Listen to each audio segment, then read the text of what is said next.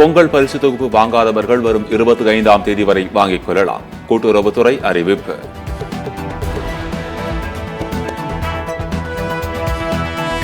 மோடியை சர்வாதிகாரியாக்கவே ஒரே நாடு ஒரே தேர்தல் பயன்படும். திமுக சட்டத்துறை சார்பில் 3வது மாநில மாநாட்டில் முதலமைச்சர் பேச்சு. ஒன்றியத்தில் ஆட்சி பொறுப்பில் இருக்கிற பாஜகவை பொறுத்த வரைக்கும் ஒரே மதம், ஒரே மொழி, ஒரே பண்பாடு, ஒரே உடை, ஒரே உணவுன்னு ஒற்றை பண்பாட்டை நோக்கி நாட்டை நகர்த்த பார்க்குது. அதுக்காகத்தான் ஒரே தேர்தல் கிளம்பி இருக்காங்க. இன்னைக்கு பிரதமராக இருக்கிற நரேந்திர மோடி அவர்களை சர்வாதிகார ஆக்கத்தான் இந்த சட்டம் பயன்படும். இந்தியா கூட்டணியில் தாவேக இணைய வேண்டும் என்ற தமிழக காங்கிரஸ் தலைவரின் கருத்து தவறில்லை. காரைக்குடியில் முன்னாள் மத்திய அமைச்சர் ப. சிதம்பரம் பேட்டி. வர்தா புயல் போன்ற ஒரு புயல் திமுக ஆட்சியில் அடித்திருந்தால் திமுக காற்றோடு அடித்து செல்லப்பட்டிருக்கும். சென்னை கண்ணகி நகரில் நடைபெற்ற எம்ஜிஆரின் 108வது பிறந்தநாள் நிகழ்ச்சியில் இபிஎஸ் பேச்சு. திருச்சி மாவட்டம் நவலூர் அருகே விமர்சையாக நடைபெற்ற ஜல்லிக்கட்டு போட்டி. சீறி பாய்ந்த காளைகளை தீரத்துடன் அடக்கிய காளையர்கள்.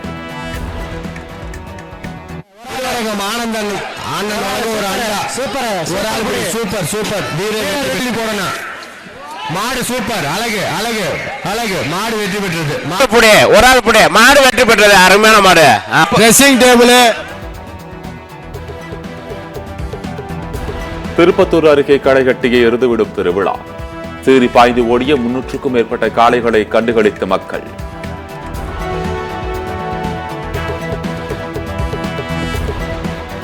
விடுமுறை முடிந்து தென் மாவட்டங்களில் இருந்து 3வது நாளாக சென்னையை நோக்கி படையெடுத்த மக்கள். வண்டலூர், பெருங்களத்தூர், தாம்பரம் பகுதிகளில் கடும் போக்குவரத்து நெரிசல்.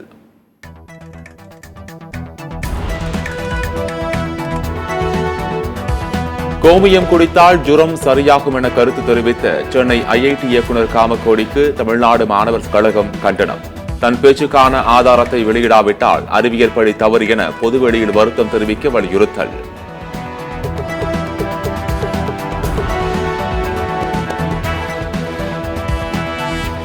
பொங்கல் விடுமுறை முடிந்து சென்னை திரும்பும் தென் மாவட்ட மக்கள். நெல்லை ரயில் நிலையத்தில் அலைமோதிய மக்கள் கூட்டம்.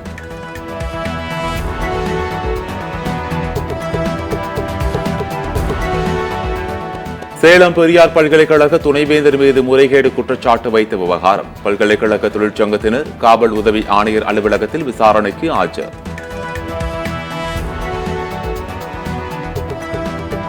போர் நிறுத்தம் அறிவித்த பிறகும் காசா மீது இஸ்ரேல் கொடூர தாக்குதல். 28 குழந்தைகள் உட்பட 115 பேர் பலி.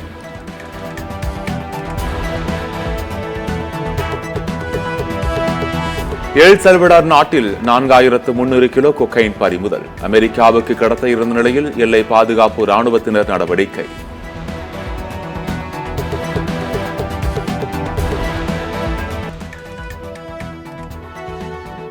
உக்ரைன் மீது மீண்டும் ரஷ்ய ராணுவம் தாக்குதல். 4 பேர் உயிரிழப்பு.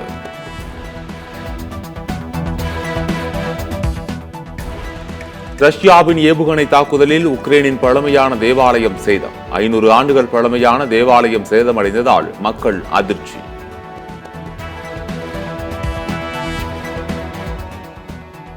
தென்னாப்பிரிக்காவில் கடலில் பறந்த கிளைடர் விமானத்தை பாராசூட்டில் தாண்டி சென்ற நெதர்லாந்தைச் சேர்ந்த நபர் சாதனை. சாகச காட்சிகள் இணையத்தில் வைரல்.